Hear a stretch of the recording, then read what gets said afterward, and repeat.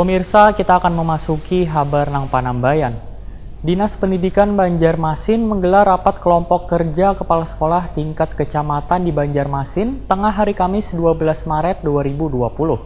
Rapat K3S nang dilaksanakan ke beberapa sekolah dasar di 5 kecamatan di Banjarmasin sebagai upaya menyaring aspirasi wan masukan dari seluruh sekolah dasar di Banjarmasin ini.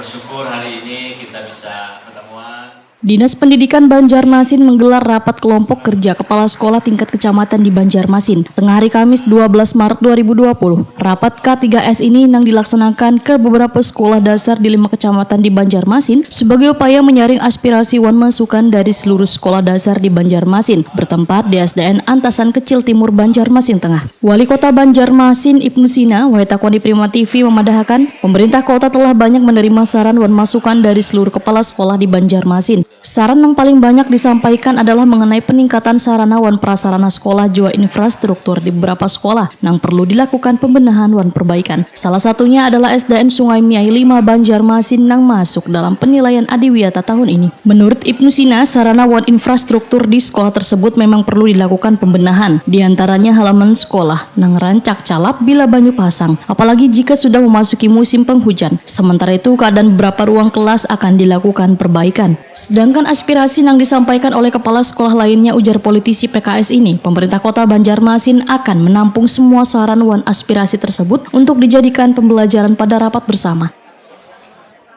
Memang kemarin kami sudah memfasilitasi juga di Dinas PUPR terkait dengan fisik ya dan juga disdik kondisi masing-masing sekolah. Tadi kan yang di Sungai Miai 5 menyampaikan keluhan, apalagi mereka akan mewakili, ya tentu itu akan kita prioritaskan untuk perbaikan pembenahannya, dan memang banyak harus dibenahi dari 10 hal. Jadi disampaikan soal kondisi halaman yang harus segera diperbaiki, tapi yang paling penting adalah perilaku hidup bersih, hidup sehat, dan juga mengurangi sampah plastik itu menjadi sebuah keunggulan di masing-masing sekolah kita, sehingga aspek-aspek seperti ini menjadi karakter bagi anak didik kita.